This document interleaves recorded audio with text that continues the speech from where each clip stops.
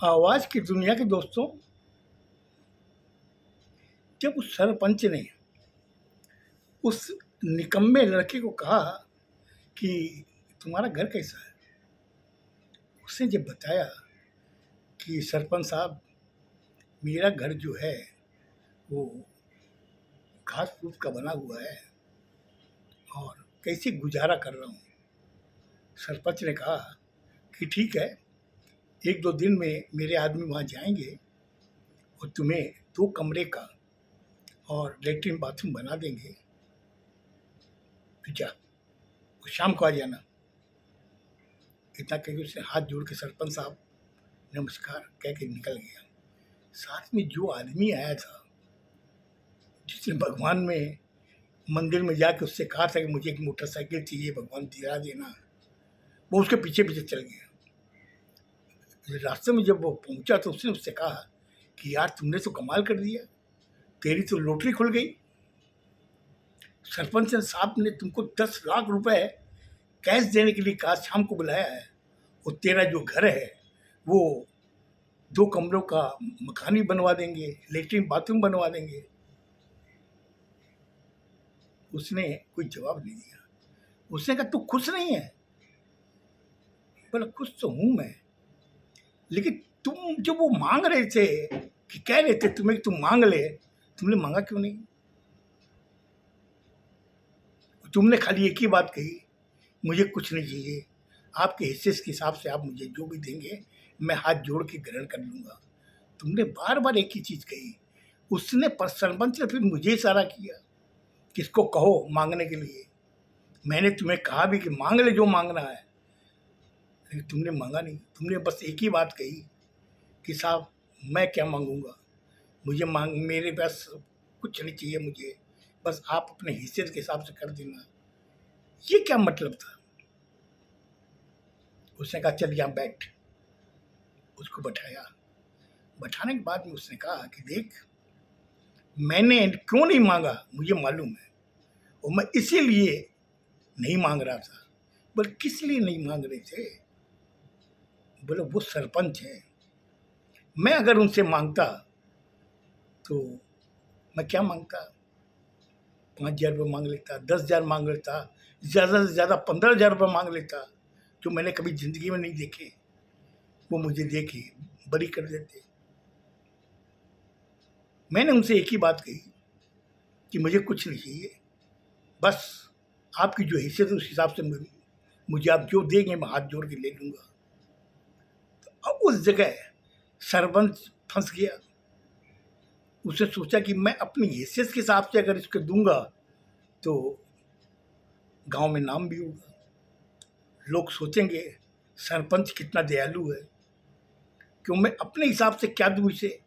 अगर मैं इसको दूंगा कि 5,000 रुपये ले ले, 10,000 ले ले, मैक्सिमम 15,000 20,000 देता, तो गांव वाले ही बोलते इतना बड़ा सरपंच हो करके और उसने इसको 20,000 दे के टरका दिया, कितनी बड़ी हैसियत है सरपंच की।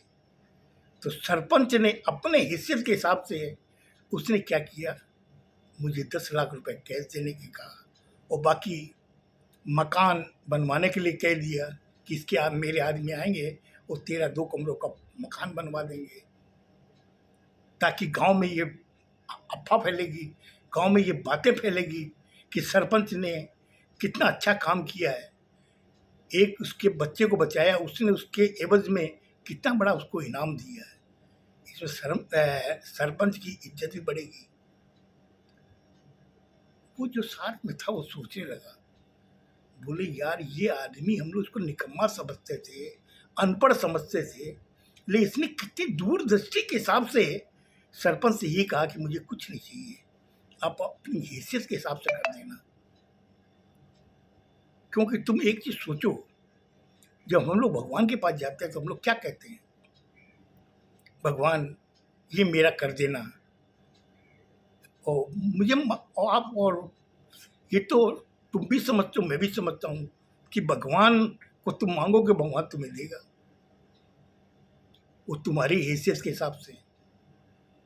तुमने उससे कह दिया कि भगवान मुझे एक गाड़ी चाहिए, तो वो गाड़ी की तुम्हारी व्यवस्था कर देगा। बोलो करेगा कि नहीं? उसने कहा लेकिन अगर उस जगह तुम भगवान से कहते हो कि भगवान मुझे कुछ नहीं, मुझे तो तेरा आसरा है, मैं तेरे पे विश्वास करता हूँ, तुम्हें जो समझ में आए मेरा कर देना, वो तुम्हारे घर में कुबेर का भंडार कर देगा। लेकिन तुम ऐसा करते नहीं, तुम तो अपनी औकात के हिसाब से मांगते हो कि भगवान मुझे एक गाड़ी कर दो, भगवान मुझे एक मोटरसाइकिल दे दो, भगवान तुम्हें दे देता है। इतनी देर में उसका दिमाग खुला, जो मंदिर में बोल के आया था, उसे एक बार रुको मैं भी आता हूँ। तो तुरंत गया मंदिर, जाके मंदिर के पास बैठा कि भगवान मैंने आपसे जो मांगा था मुझे क्षमा करें, मैं वो नहीं चाहता। आप तो सब कुछ जानते हो, आप संसार के ये अंतर्यामी हो, अंतर्यामी होते हुए आपके जो समझ में आए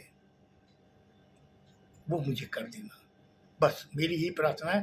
पहली वाली मेरी जो डिमांड है वो कैंसिल है, अब आपके जो समझ में आए वो आप कर दीजिएगा। इतना कह के हुआ। इसके हिसाब से तुम क्या समझे? हम लोग तीनों जने बड़े गौर से उसकी बातें सुन रहे थे। हमने कहा कि भाई जो कुछ भी है, वो आदमी अनपढ़ था, लोग उसको इज्जत नहीं देते थे, लेकिन उसमें बुद्धि पूरी थी, इसलिए सरपंच ने उसको सब कुछ दिया। आज वो सब कुछ खुश हो गया और शाम को वो बैठा बैठा ही उठा, बोले सरपंच ने मुझे शाम को बुलाया तो मैं जाता हूँ घर। बोले फिर? बोले वो जब घर गया तो एक पेटी में 10 लाख रुपए पड़े थे, उसने उसको दे दिए। दे के कहा कि देख मैं तेरे से बहुत खुश हूँ, मेरा एक ही लड़का था जिसके तुमने जान बचाई है, उसकी हालांकि ये कोई कीमत नहीं है, आज मैं तेरा जो मकान बनाऊंगा उसकी भी कोई कीमत नहीं, इस बच्चे की जान से बढ़कर। जा, और जब भी कभी तुम्हें जरूरत पड़े इस सरपंच को याद कर लेना, सरपंच तेरे बगल में खड़ा रहेगा। बोला वाह, आपने इस कहानी के अंदर बहुत बड़ी एक सीख दी है। हम लोग हमेशा भगवान से मांगते रहते हैं और भगवान वो हमारी इच्छा भी पूरी करता है, लेकिन हम अगर भगवान से ये कहें कि भगवान आप तो अंतर्यामी हो, आप सब जानते हो, आपके समझ में आवे वो मुझे दे देना, तब सोचो क्या होगा। वाकई तुमने हम लोगों को जो बताया है वो चीज़ हमारे समझ में आ गई। हम लोग सोचेंगे कि आगे से हम लोग भी उस ईश्वर की ऐसी आराधना करें। जब इस चीज़ जब उसने कही सब बहुत खुश हुए, उन्होंने कहा कि बहुत अच्छी आपने कहानी सुनाई है और हम लोग वाकई बहुत प्रसन्न हुए हैं।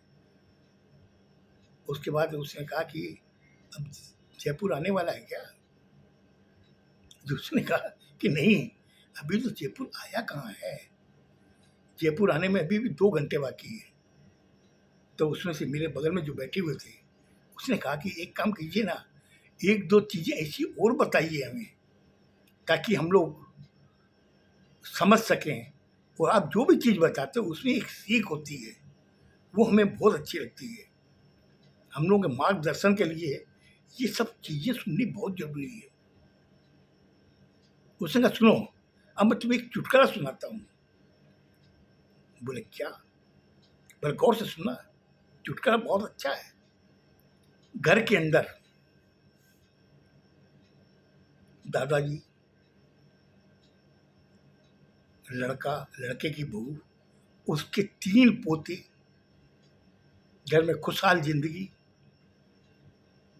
दादाजी अपने कमरे में बैठे हुए कुछ चिंता मग्न थे, कुछ सोच रहे थे भविष्य के बारे में, अपने बच्चों की जिंदगी के बारे में। तब तक बड़ा वाला पोता आया, आके उसने कहा कि दादा टाइम बोलना। उसने जवाब नहीं दिया दादा ने। फिर पोते ने कहा दादा टाइम बोलना, दादा टाइम बोलना। दादा देखा बहुत जिद कर रहा है, उसने कहा टाइम, वो चला गया। तब से उससे छोटा वाला पोता आया, आके बोला दादा दादा क्या टाइम बोलना। फिर वो देखने लगा, बोले क्या बात है। फिर उसने कहा दादा टैं बोलना दादा। उसने कहा टैं। फिर वो चला गया। इतनी देर में तीसरा आया, आके उसने कहा कि दादा टैं बोलना। उसने उसको पकड़ा, आखिर तू क्या पूछ रहा है, क्यों बोल रहा है, अभी 2 जने भी पोते बोल के गए तो तू भी यही बोल रहा कि टाइम बोलना, ये कारण है, तो इस तरह क्यों बोल रहे हैं हमने। बोले दादा बात यह है कि भीतर में माँ बापू ने बोल दी थी। बोले क्या बोल रही थी बापू ने।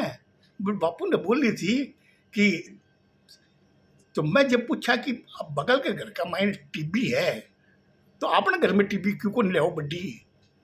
तो माँ बोली बापू ने कि जब बाबा टाइम बोलेगा ना तब घर में टीबी आ जाएगी। इतना कहना था कि मेरे बगल में जितने बैठे हुए सब हंसने लगे। बोलो वाह क्या चीज़ बताइए।